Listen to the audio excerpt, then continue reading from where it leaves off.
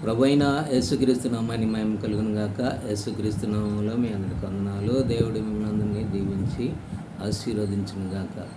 పరిశుద్ధ గ్రంథం బైబిల్ దేవుని యొక్క వాక్య భాగాన్ని చదువుకుందాము.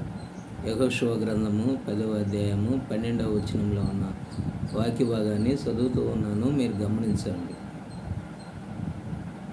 యెహోవా ఇశ్రాయేలు ఎదుట అమోరీయులను అప్పగించిన దినము ఇశ్రాయేలు వినుసుండగా యెహోషువ యెహోవాకు ప్రార్థన చేసెను. సూర్యుడా, నీవు గిబియోనులో నిలువుము, చంద్రుడా, నీవు అయ్యాలోను లోయలో నిలువుము. జనులు తమ శత్రువుల మీద పగ తీర్చుకుని వరకు సూర్యుడు నిలిచెను, చంద్రుడు ఆగెను అను మాట యెషయా గ్రంథములో వ్రాయబడి ఉన్నది కదా.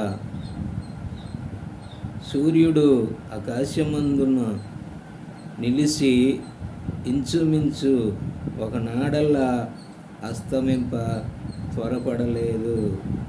యెహోవా ఒక నరుని మనవి వినిన ఆ దినము వంటి దినము దానికి ముందే కానీ దాని తర్వాతే కానీ ఉండలేదు.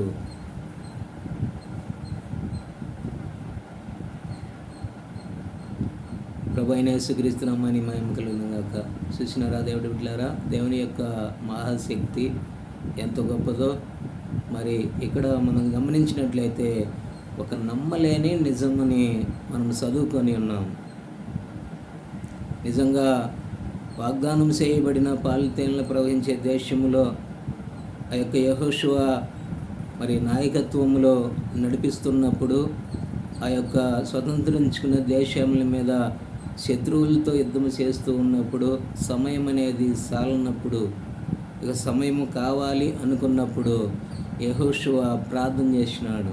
ఏమని? సూర్యుడా ఆగిపోమ్ము, చంద్రుడా నువ్వు ఆగిపోమ్ము. నిజంగా హృదయపూర్వకంగా ఒక వ్యక్తి ప్రార్థన చేసినాడు. అతడు దేవుని యొక్క వాగ్దానాన్ని జ్ఞాపకం చేసుకొని, ఈ దేశము మాకు వాగ్దానం చేయబడి ఉన్నది కాబట్టి శత్రువుల్ని మేము జయించి దీన్ని స్వాధీనపరచుకోవాలంటే మాకు సమయం అవసరం కాబట్టి దేవుడు నా ప్రార్థన ఆలకిస్తాడని యెహోషువ ప్రార్థన చేసినాడు. సూర్యుడు చంద్రుల్ని ఆపి ఒక దినమన్లా మరి ఆ యొక్క సూర్యచంద్రులు మరి అస్తమించకుండా త్వరపడకుండా ఉన్నప్పుడు శత్రువుల మీద వారి విజయాన్ని జయాన్ని పొందినారు. వారు ఆ యొక్క దేశాన్ని స్వతంత్రించుకున్నారు. దేవుడి బిడ్డలారా, ఒక నమ్మలేని నిజము, సూర్యుడు చంద్రుడు ఆగుతాడు ప్రార్థనకి అనే ఒక నమ్మలేని నిజాన్ని దేవుడు ఉన్నాడు అని రుజువుపరుచుకున్నాడు. నిజంగా సూర్య చంద్ర నక్షత్రాలని ఆపే యొక్క దేవుడు మనకి ఈనాడు కూడా ఉన్నాడు. ఆనాడు ఐగుప్తు దేశంలో మన పితరుడు కూడా ఆ యొక్క పలికినప్పుడు గాలిలో నుండి పేలొచ్చినాయి, గాలిలో నుండి కప్పలు వచ్చినాయి. అనేకము ఐగుప్తు దేశంలో ఆ యొక్క మరి ఉన్నప్పుడు మోషే పలికినప్పుడు కూడా సృష్టి కలిగినది. మోషేలో ఎవరున్నారు? దేవుడు ఉన్నాడు. యెహోషువలో ఎవరున్నారు?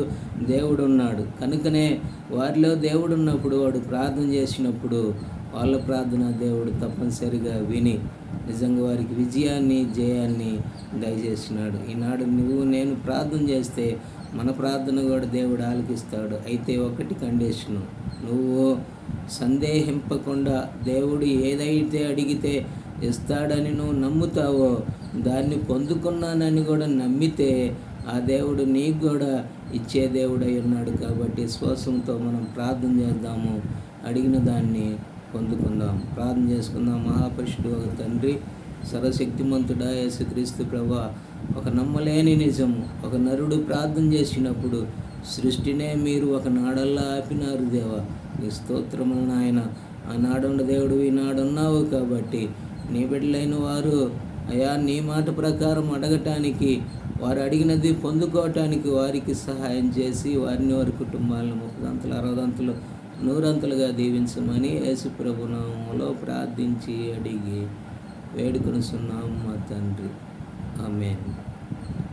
దేవుడి బిడ్డలారా, ఈ వీడియోని కూడా లైక్ చేయండి, షేర్ చేయండి. ప్రార్థన చేయండి. ఆమేన్.